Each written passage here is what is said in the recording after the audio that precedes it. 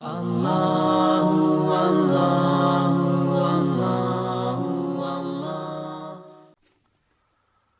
الجاسیہ کی آیت نمبر 22، سورہ جاسیہ کا تیسرا رکوع اور 25ویں پارے کا 19واں رکوع۔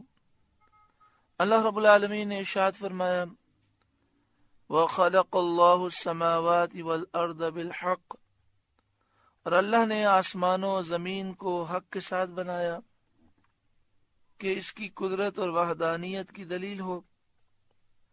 یعنی آسمان و زمین اللہ نے اس طرح پیدا کیے کہ آسمان و زمین اور اس کے درمیان جتنی چیزیں ہیں یہ اللہ کی قدرت اور وحدانیت کی دلیل ہیں۔ حق سے یہ مراد ہے کہ اللہ نے آسمان و زمین کو حق کے ساتھ پیدا کیا، یعنی اسے اپنی قدرت اور وحدانیت کی دلیل بنایا۔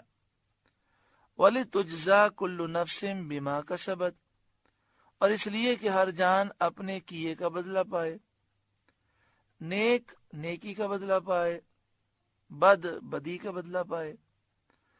اس آیت سے معلوم ہوا کہ اس عالم کی پیدائش سے اظہار عدل و رحمت مقصود ہے، اس کائنات کی پیدائش سے انصاف کا اور رحمت کا اظہار مقصود ہے، اور یہ پوری طرح قیامت ہی میں ہو سکتا ہے کہ اہل حق اور اہل باطل میں امتیاز کامل ہو جائے، مومن مخلص جنت کے درجات میں ہوں، کافر نافرمان جہنم کے طبقات میں ہوں۔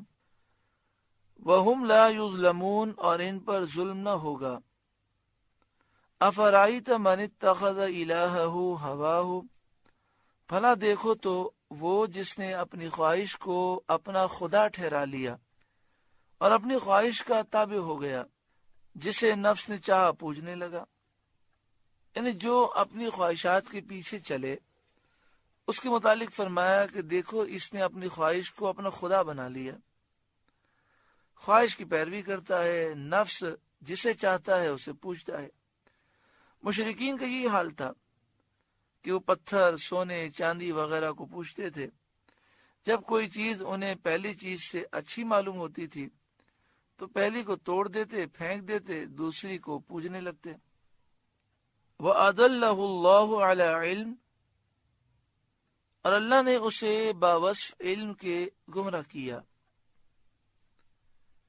کہ اس گمراہ نے حق کو جان پہچان کر بے راہی اختیار کی۔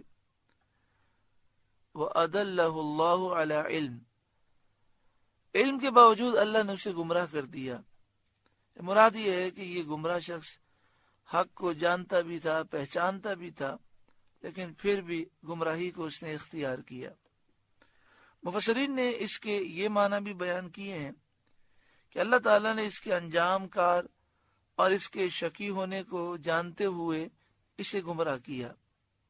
یعنی اللہ تعالیٰ پہلے سے جانتا تھا کہ یہ اپنے اختیار سے رائے حق سے منحرف ہوگا اور گمراہی اختیار کرے گا، اس لیے اللہ تعالیٰ نے اسے گمراہ کر دیا، کیونکہ اللہ تعالیٰ پہلے سے جانتا تھا کہ یہ گمراہی ہی اختیار کرے گا۔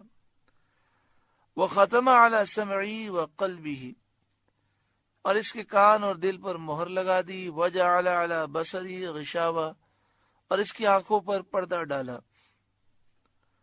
تو اس نے ہدایت اور نصیحت کو نہ سنا اور نہ سمجھا اور حق کے راستے کو نہ دیکھا۔ فَمَن يَهْدِيهِ مِن بَعْدِ اللَّهِ، تو اللہ کے بعد اسے کون راہ دکھائے گا؟ افلا تذکرون، تو کیا تم دھیان نہیں کرتے؟ وقالو، اور وہ بولے، یعنی جو قیامت کے منکرین ہیں انہوں نے کہا، ما ہی الا حیاتنا الدنیا نموت ونحیا، وہ تو نہیں مگر یہی ہماری دنیا کی زندگی، مرتے ہیں اور جیتے ہیں۔ یعنی اس دنیا کی زندگی کے علاوہ اور کوئی زندگی نہیں، یہ بات ان کافروں نے کہی۔ مرتے ہیں اور جیتے ہیں، بعض مرتے ہیں، بعض پیدا ہوتے ہیں، یعنی کسی کے ہاں بچے کی ولادت ہو رہی ہے، کسی کے ہاں جنازہ اٹھ رہا ہے، یہ تو نظام ہے۔ وما یہلکنا الا الدہر، اور ہمیں ہلاک نہیں کرتا مگر زمانہ، یعنی رات اور دن کا دورہ یہ ہمیں ہلاک کر دیتا ہے۔ وہ زمانے ہی کو مؤثر سمجھتے تھے، اثر کرنے والا زمانے ہی کو سمجھتے تھے۔ ملک الموت کا یہ انکار کرتے تھے، اللہ کے حکم سے ملک الموت روحیں قبض کرتے ہیں، اس کا بھی وہ انکار کرتے تھے۔ ہر ایک حادثے کو دہر اور زمانے کی طرف منسوب کرتے تھے۔ خلاصہ یہ کہ ان کا یہ کہنا تھا کہ یہ تو ایک نظام ہے، کسی کے بچے کی ولادت ہو رہی ہے، کوئی بیمار ہو کے مر گیا، تو ایسا نہیں ہے کہ اللہ تعالیٰ کسی کو موت دیتا ہے اور فرشتوں کا کوئی نظام ہے، اور ایسا بھی نہیں ہے کہ پھر ہمیں دوبارہ اٹھنا ہے، بس یہی زندگی ہے۔ اللہ تعالیٰ فرماتا ہے وَمَا لَهُم بِذَلِكَ مِنْ عِلْم، اور انہیں اس کا علم نہیں، یعنی وہ یہ بات بے علمی اور جہالت کی وجہ سے کہتے ہیں۔ اِنْهُمْ إِلَّا يَظُنُّونَ، وہ تو نرے گمان دوڑاتے ہیں، یعنی محض تکے مار رہے ہیں، واقع کے خلاف باتیں کر رہے ہیں، حقیقت سے ہٹ کر باتیں کر رہے ہیں۔ مثلا سماعت فرما لیں، حوادث کو زمانے کی طرف نسبت کرنا اور ناگوار حوادث رونما ہونے سے زمانے کو برا کہنا ممنوع ہے۔ احادیث میں اس کی ممانعت آئی ہے، یعنی احادیث میں یہ برا ہے کہ ہم زمانے کو برا کہیں۔ اسی طرح کوئی واقعہ ہو اور کہا جائے کہ زمانے کی وجہ سے ہوا، یہ بھی منع ہے کہنا۔ حکم یہ ہے کہ اچھا کام ہو جائے تو نسبت اللہ کی طرف ہو، برا کام ہو تو انسان یہ کہے کہ یہ میرے گناہوں کی نحوست ہے۔ وَإِذَا تُتْلَى عَلَيْهِمْ آيَاتُنَا بَيِّنَاتٍ مَا كَانَ حُجَّتُهُمْ إِلَّا أَن قَالُوا ائْتُوا بِآبَائِنَا إِن كُنتُمْ صَادِقِينَ، اور جب ان پر ہماری روشن آیتیں پڑھی جائیں تو بس ان کی حجت یہی ہوتی ہے کہ کہتے ہیں ہمارے باپ دادا کو لے آؤ اگر تم سچے ہو۔ یعنی قرآن کریم کی آیتیں جن میں اللہ تعالیٰ کے بعث بعد الموت پر قادر ہونے کی دلیلیں مذکور ہیں، قرآن کی وہ آیتیں جن میں اس بات کی دلیلیں موجود ہیں کہ اللہ تعالیٰ اس پر قادر ہے کہ مرنے کے بعد دوبارہ زندہ کرے۔ جب کافر یہ آیتیں سنتے ہیں اور ان کا جواب نہیں دے سکتے تو بس ان کو ایک ہی بات آتی ہے کہ وہ کہتے ہیں کہ ہمارے باپ داداؤں کو زندہ کر کے لے آؤ اگر تم سچے ہو، یعنی اگر تم اس بات میں سچے ہو کہ مردے زندہ کر کے اٹھائے جائیں گے تو ہمارے باپ داداؤں کو زندہ کرو۔ قل اللہ یحییکم، آپ فرمائیے اللہ تمہیں زندہ کرتا ہے، یعنی دنیا میں تمہیں زندہ کرتا ہے، بعد اس کے کہ تم ایک بے جان نطفہ تھے، بے جان قطرہ تھے، اللہ نے تمہیں زندگی دی۔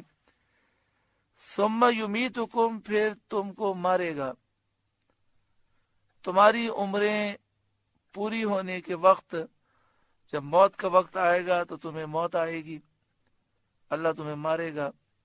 ثم یجمعکم الی یوم القیامت، پھر تم سب کو اکٹھا کرے گا قیامت کے دن زندہ کر کے۔ تو جو پروردگار ایسی قدرت والا ہے وہ تمہارے باپ دادا کے زندہ کرنے پر بھی بالیقین قادر ہے، وہ سب کو زندہ کرے گا۔ لا ریب فیہ، اس میں کوئی شک نہیں۔ ولیکن اکثر الناس لا یعلمون، لیکن اکثر لوگ جانتے نہیں ہیں۔ اکثر لوگ اس بات کو نہیں جانتے کہ اللہ تعالیٰ مردوں کو زندہ کرنے پر قادر ہے، اور ان کا نہ جاننا دلائل کی طرف ملتفت نہ ہونے اور غور نہ کرنے کے باعث ہے۔ اگر یہ کائنات کے دلائل میں غور و فکر کریں تو یہ بھی جان لیں کہ اللہ تعالیٰ مردوں کو زندہ کرنے پر قادر ہے، لیکن چونکہ یہ غور و فکر نہیں کرتے اس لیے یہ نہیں جانتے۔ سورۃ الجاثیہ کا 3واں رکوع مکمل ہوا۔ اللہ تعالیٰ اس رکوع کے نور سے ہمارے قلوب کو روشن منور فرمائے۔ اللہ اللہ اللہ